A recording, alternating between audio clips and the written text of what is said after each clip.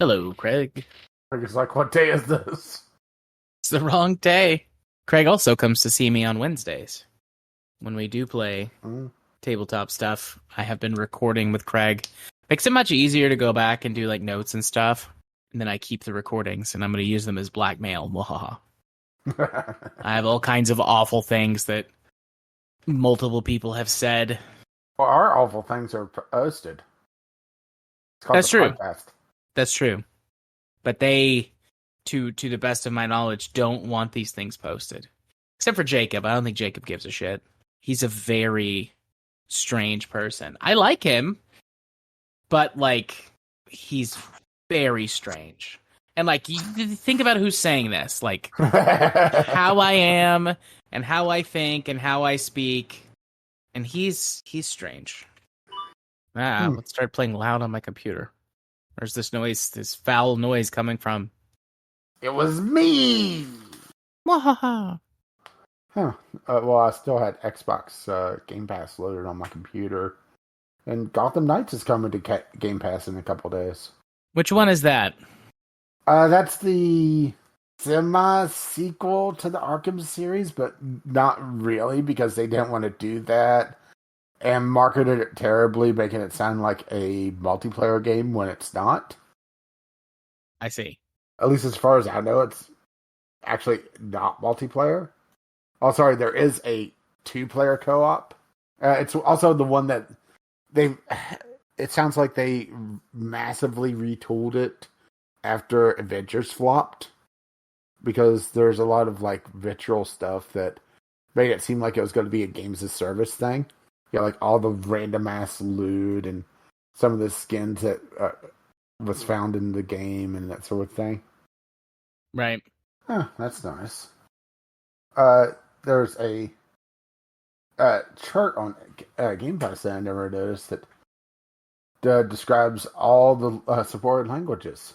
Not that it's really useful for me, but okay. So it has like accessibility features. If the game is pausable. If there's spectral audio, color options, if there's QuickTime events or not, and a full-on chart that shows what languages the interface is in, audio, and subtitles. Oh, nifty. I wonder if that's new to the Game Pass, PC Game Pass app, because that information has been available for consoles for a little bit as part of their accessibility, like Microsoft's accessibility push this past year or so. I mean, it might have existed for a while and we just it looks like notice. It's by game thing, because if I go to like Forza, the accessibility features, it just shows adjustable difficulty, spatial audio, no quick time events, single stick gameplay, but nothing about languages. But then if I go to like Last Stop, this is another game I have installed, it does have the supported languages thing. Weird. Starfield. Accessibility options. Color options. Adjustable input sensitivity. Input remapping. No QuickTime events. It's a very short list. Granted, having played it, it doesn't really have any accessibility features. No, it doesn't even have button prompts for half the shit. Yeah. And then another like half of the time, whenever you go to do the button prompt, nothing happens. Mm-hmm. Especially NPCs won't fucking talk to you. Yeah. Until they've completed some weird arbitrary animation. Mm-hmm. And then they're creepily staring off into the distance, like looking away from you. Yeah, or completely turned around. Remember, their most polished game to date. Or probably my favorite one is having the NPC ships hail you, and you press the button, and it's the same button to get up from the pilot seat. And you have to tap instead of hold, but the difference between tap and hold is like a millisecond, because it doesn't want to register just a quick hit. Yeah. And then if you hold it too long, you have the slow ass get up from pilot seat animation that I think I could get up from a pilot seat faster than that. There are a lot of extremely slow pointless animations. Unless the whole point is to hide loading stuff, but Possibly. I have just been pushing the main campaign. I don't quite know how close I am to the end, but like I have to be getting close based on the last couple of main story missions that I've done. Have you made any main story progress? I haven't made really any progress at all. Okay. Yeah. I'm kind of at the point where I'm kind of over the honeymoon phase. I mean, to be fair, I think I was over the honeymoon phase for quite a while, but it feels more like a chore to play. Yeah. And I think it's mostly because there's a few key gameplay loops that are fun, but there's so many that are either not required and feels pointless to go into, see outposts, or just a money sink for really no reward. See modding and the weapon mods, the spacesuit mods, that sort of thing. Because if you go a few levels, you're starting to see even better weapons. I am level 65. I'm only still in the 50s, I think. Around level 60 is when I stopped seeing, and I mean, there could be another tier that I haven't hit yet, but other than the odd, like, legendary, like, item that you get from a quest that is leveled to you, I seem to have stopped finding gear that is better than my current gear. So maybe I pretty much odd to New Game Plus. Perhaps I've settled into sort of a set of weapons that I use and then armor that I have. I did just find some interesting armor that I want to use, even though it's actually worse than my current armor. But I don't want to spoil anything for if you keep playing. Okay. But I mean, I do. It's neat. Keep playing, but like some of the stuff that I really want to do, I'm just like putting off until after I New Game Plus. Like I started some of the outpost and like base mechanics, and I started to get into it a little bit, and then I was like, right, when I New Game Plus, all this is going to be gone, and there's some stuff that's happening as part of the main story anyways that like I'm just going to abandon all of this to follow the storyline, so I'll just wait. Although the main story does give you one other thing you could use outposts for. I didn't do it. well, I haven't gotten that far yet. I have. Well, I should say I didn't do it. I haven't done it yet. It didn't tell me that I couldn't do both. Like it gives you two choices. It's like you can do this or you can do this. And then I did the one, and then it's like if you do this other thing with your outpost, I'm like okay, but there's like a whole section of outpost stuff that is for defense that so far has never been useful. Like, I don't know why you would do it on any planet I've seen. Like, even with hostile creatures or, like, pirates everywhere. They seem to ignore your outpost. Yeah. From what I understand, basically, if you hang out at your outpost for a while, then you'll have attacks. But well, this thing adds another reason why your outpost might be attacked. And apparently there's some benefits to doing the thing with your outpost as opposed to just keeping it on your ship. But I'm like, I live out of my ship. I might as well keep the main campaign MacGuffin on the ship. But, yeah.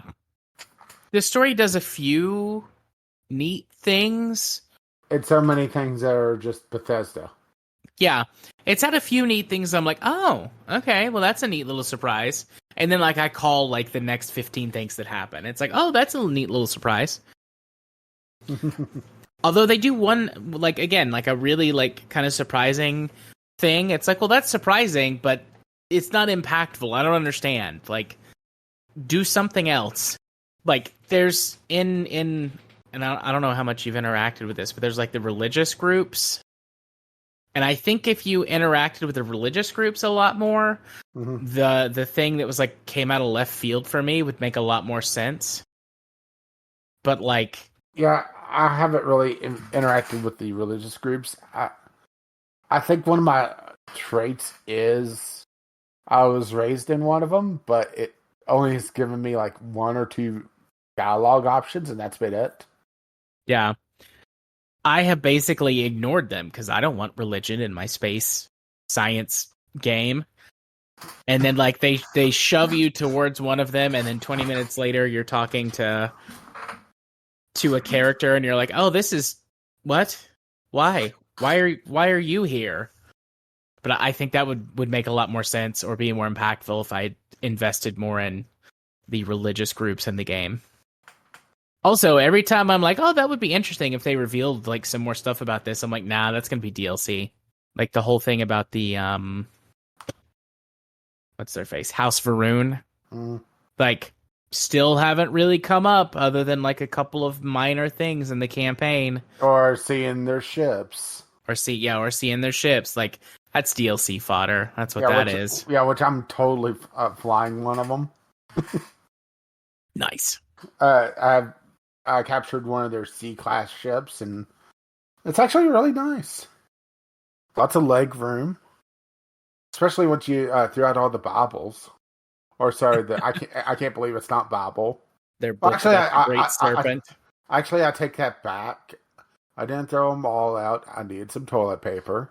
Get you through those long nights after you stopped at the weird chunks in the bad part of town. Part of me wishes this was like Outer Worlds, so that we could get the weird explanation of what the fuck chunks are. Right. Damn, a lot of this game feels like they took inspiration from Outer Worlds, but they didn't want to be a funny game, you know? They had to be their boring-ass Bethesda selves. They took inspiration from a lot of games, and then they just didn't do them well. Just didn't do justice. Yeah, like the big thing that really stuck out to me early on was, talking to the barista at the coffee bar, which I gotta admit that seeing, I can't believe it's not Starbucks in pretty much every place, feels a little on the nose. Yeah. But you talk to them and they say by corporate mandate, everything on the menu is my favorite. Yep. And that feels like so much a joke that they ripped the idea from like Outer Worlds. But it's Bethesda, so they half-handedly did it. Yeah. Terra Brew. Mm-hmm. And then there's the other one, there's Tranquility. Yeah. But yeah, there are many aspects that feel that way. Or probably the other one that really feels off to me is the colony ship. Whenever you board it and it's like, wow, this 200-year-old ship looks exactly like all the other assets, doesn't it? Yep. Except they have a hydroponics bay, and that's about it. There are other times that if you play enough and get through the main story, there are other times when that kind of thing's going to happen, where it's like, wow, this piece of technology from 200 years ago looks exactly like the technology we have. They didn't even take the time to make new assets for this, like, bespoke campaign mission. And yet other times they do a really good job. Mm-hmm. So fucking inconsistent. like the Juno probe. Oh, yes, I have run into the Juno probe. I thought that was really cool, actually. Mm-hmm. I wish that there was a lot more that could have taken place with that scene. Yeah, how did you resolve it? Oh, I helped Juno. I fucking killed those two guys. Well, see, I was part of the corporation. Oh, I was too. I didn't matter. I killed them. See, I was able to talk them out. And now they're kind of living on my ship because I think the quest bugged and they're not leaving. Yeah. I didn't try to talk them out of it. Like, she was like, like I talked to both of them. I had the Ryujin options. And then she's like, I forget what it is that she says, but she's like, I want them gone. And I just turned around and blew both of them away. Like, I didn't even hesitate. And then she's like, what did you do? I'm like, you said you wanted them gone. They're gone. She had to, like, a little comment on the violent action that I took. And then, she was like, what should I do? What's the purpose of life? Or whatever those, like, series of questions are. Although there's all the stuff you can read on the ship and how that the guy thinks that, like, Juno is lying and kind of is, like, has the mind of a child as she's growing, like, sucking up all this data that she can find and all these computer systems. Mm-hmm. It was neat. Have you done the quest for the scow? I don't think so. Okay, that's another big interesting ship. Um, I think I'm doing the 3-star Rangers, which I think also ends up on a ship. I haven't done the Freestar Rangers. They're intriguing.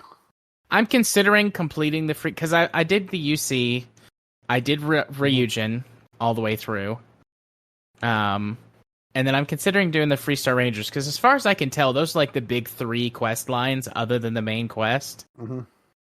And so completing those and then seeing if there's differences for New Game Plus for those. But like I'm in the middle of a main quest that I can't leave right now. Mm. So, anyways, are you ready to do the thing? I think so. Let me load up Audacity. Okie dokie. Let me make sure I have Steam loaded for Discovery Queue. Yep, I actually already did that. Made sure that I was signed in on the web browser. Wow for me. Mm-hmm. Thank you. I appreciate that. Really, really putting my best foot forward here. Yeah. Depending on my schedule turns out, might have to try to figure out different recording days as things kind of settle. Yeah. And also, we'll have to see. One, if I get the con off, which I'm hoping I do. I mean, she did write down the days, but right. Yeah, I hope you do. Mm-hmm. Because this would be 3 years in a row, right? Yeah. Well, we missed one for COVID. They didn't have it at all. Right. So technically 3 in a row, but at the same time, there was a skip year. Right. Because of the COVIDs. Yeah. The China flu. China. All right. You got Audacity up? Yep. All right. Ready to record in 3, 2, 1. Record. And for the sync, 3, 2, 1. Sync. Ooh, I may have jumped the gun. A little bit. I was pretty close on my Mm-hmm. seconds there. But it's okay. Yeah, I have a cough drop in my mouth and it didn't help things. That's okay. Kind of disappointed. I didn't get any like porn games in my discovery queue this time. I know. Like it's not weird that I skipped any. I just didn't get any. I mean, I only had like one game that absolutely looked atrocious. But then I started up my other queue and I got a porn game immediately. Nice. Yeah, FIFA. It's a porn game for people that have bad life choices. Did you see that all the old FIFA games had been pulled? Yeah. Because of the licensing stuff? Oops. Yeah, whoops. Yeah. I mean, it's really hard to care about. Well, I should say it's not FIFA, it's EA Sports FC 24. Well, yeah. Now. Ugh. I really don't get how people get this involved in the FIFA games or FIFA-S games or whatever. Why? Well, I don't care for them, but I should say spending hundreds of dollars on the microtransactions or thousands of dollars on the microtransactions. It could just be, I'm not into soccer. Gotcha. But it's so foreign to me to spend that much money on a microtransaction in a video game. That it's so common in the sports games. It's just mind-boggling to me. So I started a new queue just because I wanted to see if I could get porn games, and I did. But also, I got some Mega Man Battle Network Legacy Collection Volume 1, and I'm very happy about that. I skipped over that because I thought you would get it. I did not. But I played several of the Mega Man Battle Network games when I was, I don't know, middle school maybe? And I never played them. That's also another reason why I skipped over it. Solving Climate Change is the first one. Like, they really were swinging for the fences. It's like they learn how to build a weather control machine in order to stop climate change and reverse it.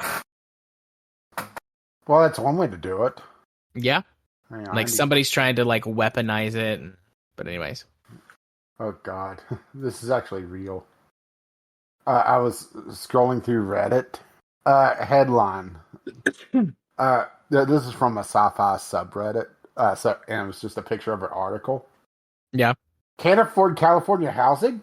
Try living in a tiny sleeping pod, all 4 feet of it. And Oh.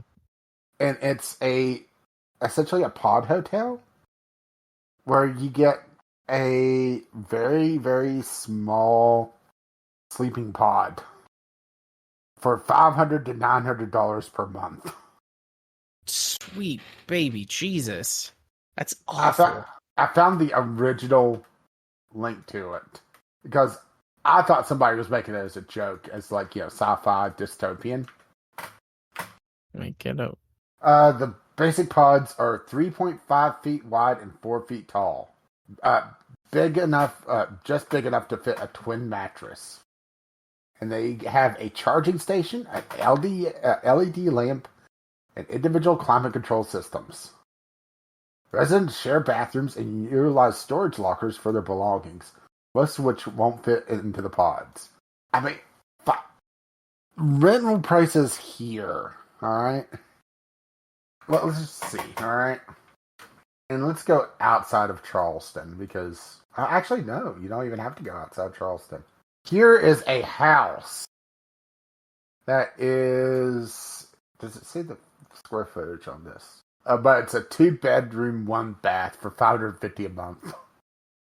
It's not in the greatest part of town, but it's close to a supermarket. Let's see. I mean, I know land prices in California and rental prices are absolutely insane, but damn. Yeah. In the San Francisco area, according to Zillow in this article, it's over $2,200 a month. And this article is from like 2 days ago. Looking in Dayton, Zillow is having a hard time. Come on. I want to know. Right, rent. And where am I on this map? Dayton, Tennessee. Here we go. All right. For $925 a month, you can rent a 2-bedroom, 1-bathroom apartment.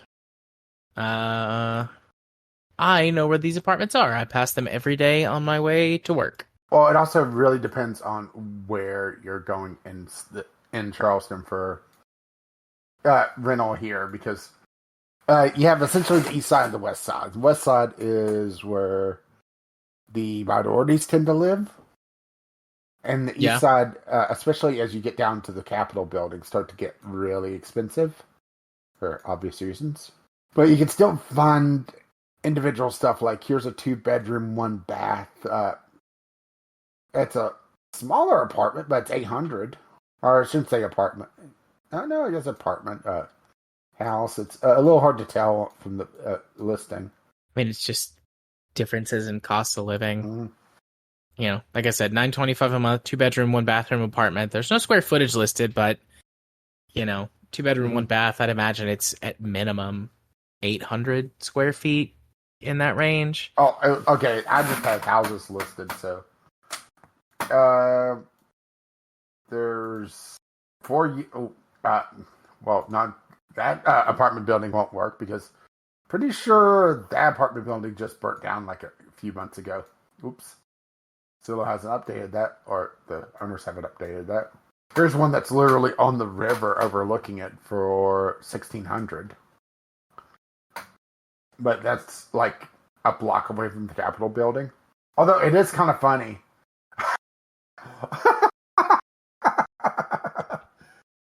Zillow has an estimate on the state Capitol building price.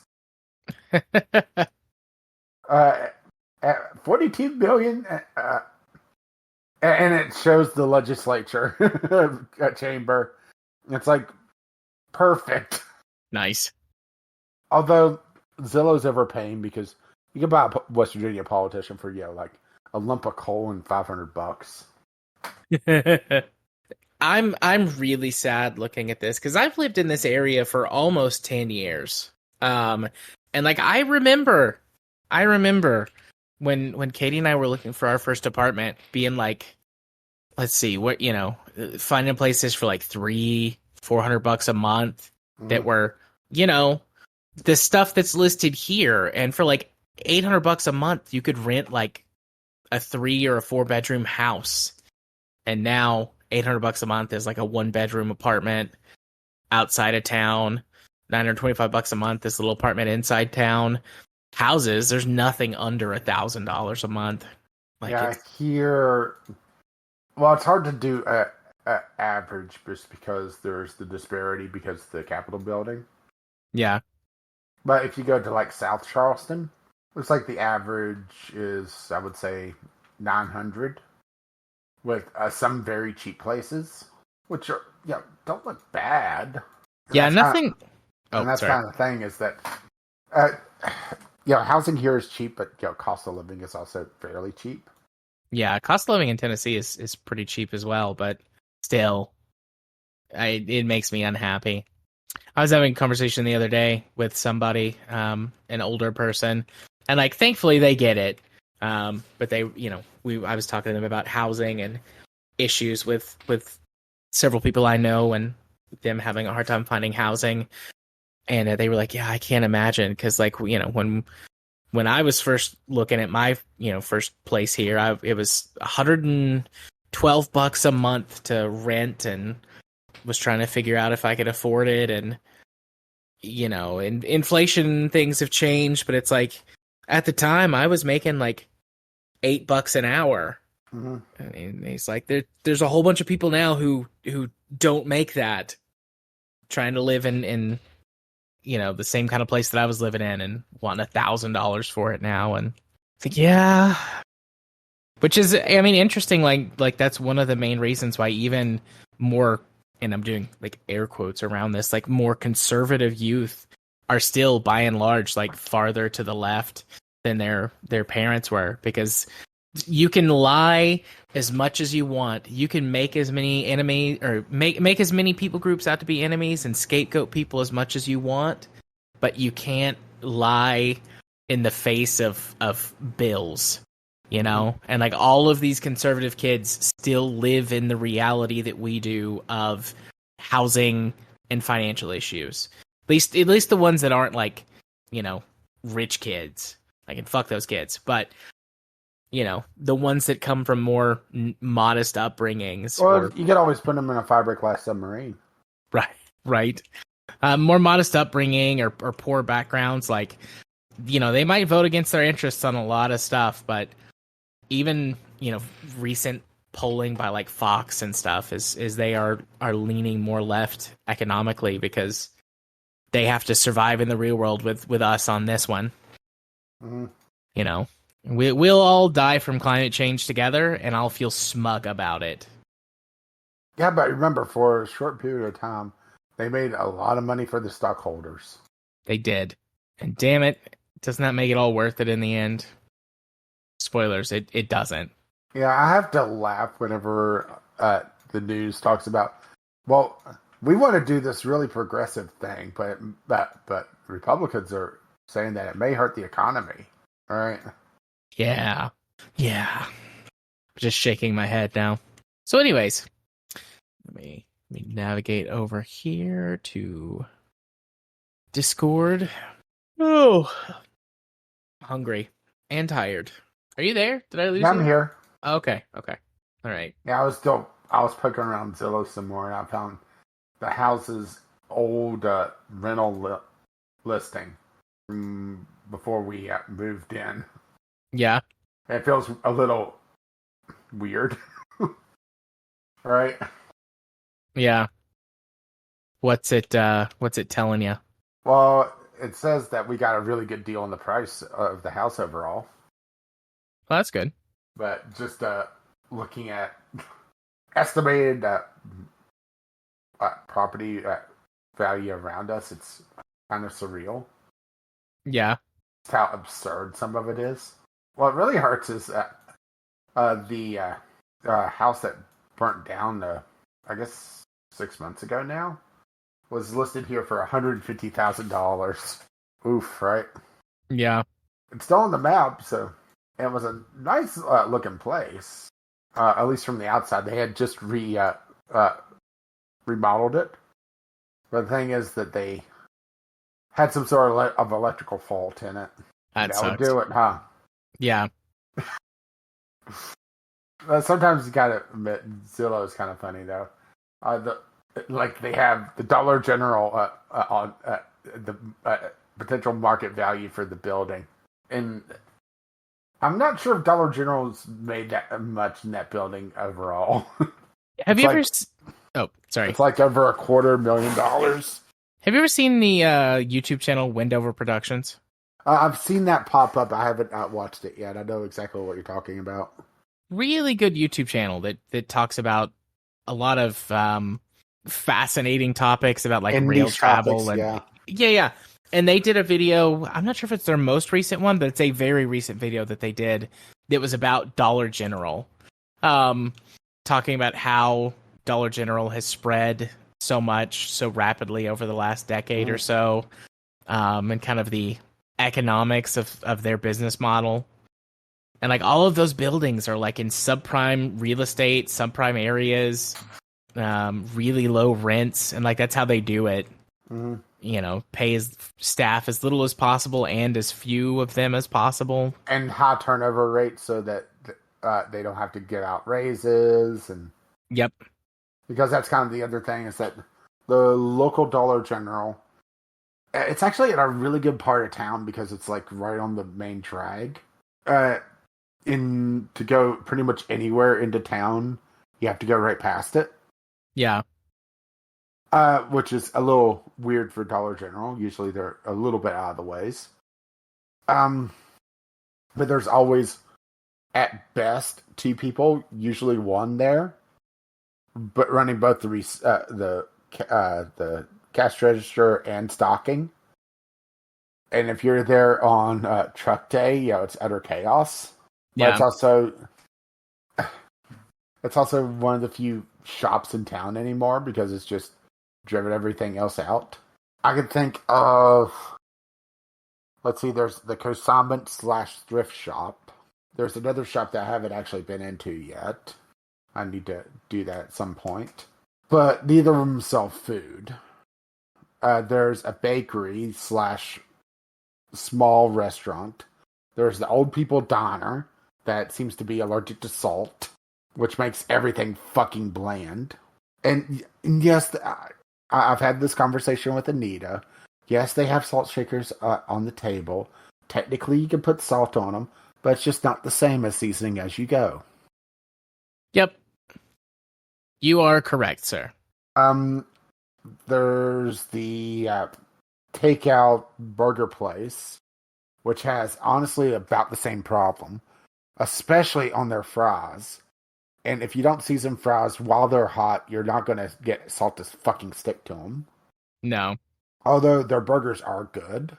I'm convinced that they do salt more than what they lead on. But, and that's really it in town, unless I'm missing something. There is a Dollar General on the way out of town.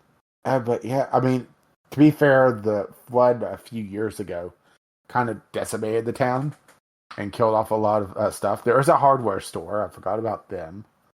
They actually moved out of the center of town to the outskirts because their original building was pretty much destroyed. And ironically enough, they couldn't repair it because, right? Yeah.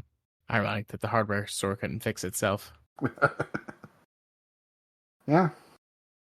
But, you get busted up enough. There's nothing that tools could do to help you. Mm-hmm. But anyway, bye-bye. Yeah. Bye-bye.